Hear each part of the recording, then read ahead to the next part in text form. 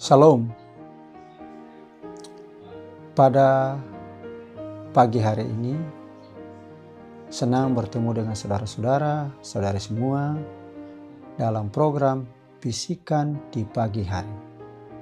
Pagi yang tenang adalah waktu yang tepat untuk mendengarkan suara Tuhan yang lembut. Hari ini kita merenungkan satu tema, mata air di padang gurun. Sebuah pengingat bahwa Allah mampu menyediakan kehidupan dan kesegaran rohani bahkan di tengah kesulitan dan kekeringan hidup.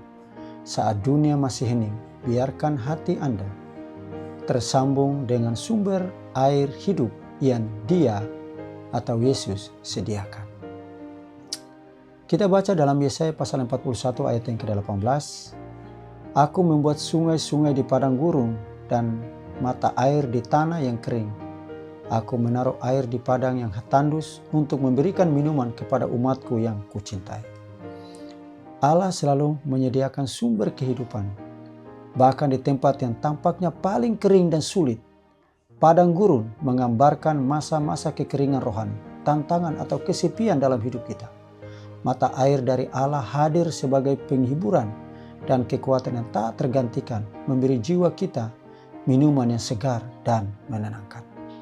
Saudaraku, banyak dari kita mencari kepuasan di dunia, namun tetap merasa haus dan kekurangan.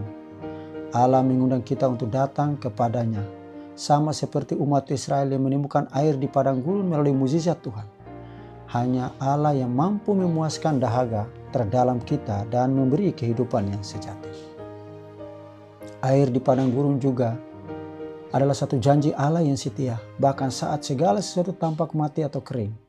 Allah berkuasa menghidupkan kembali hati yang lelah. Dalam buku Mazmur 42 ayat 2 mengingatkan kita, seperti rusa yang merindukan sungai berair, demikian jiwaku merindukan Engkau ya Allah. Dahaga rohani kita hanya dapat dipenuhi oleh Dia yang menciptakan kehidupan. Seorang penulis menuliskan, hati yang haus akan kebenaran akan menemukan kepuasannya dalam Kristus. Sumber air hidup, Ia akan mengalirkan penghiburan dan kekuatan bagi setiap jiwa yang datang kepadanya. Saudaraku, ini menunjukkan bahwa sumber kehidupan rohani selalu bersedia bagi yang mencarinya dengan sungguh-sungguh. Allah tidak hanya menyediakan air untuk diri kita sendiri, tetapi juga mengalirkan berkat bagi orang lain melalui kita. Ketika kita menerima kesegaran rohani dari Tuhan, kita juga dipanggil untuk menjadi mata air bagi sesama, membawa penghiburan, kasih, kebaikan bagi mereka yang haus akan pengharapan. Air yang mengalir dari Allah memberi kekuatan untuk menghadapi tantangan hidup.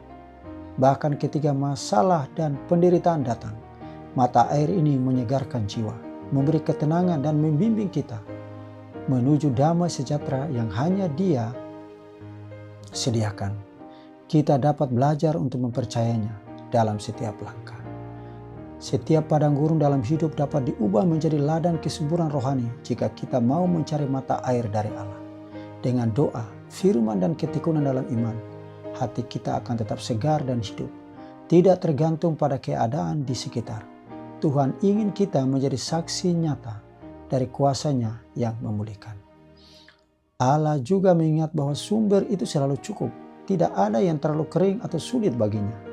Yesaya 55 ayat 1 berkata, hai semua orang yang haus, marilah dan minumlah air. Undangan ini terbuka untuk semua, tanpa memandang latar belakang atau kesalahan masa lalu. Semua yang datang akan menemukan kepuasan.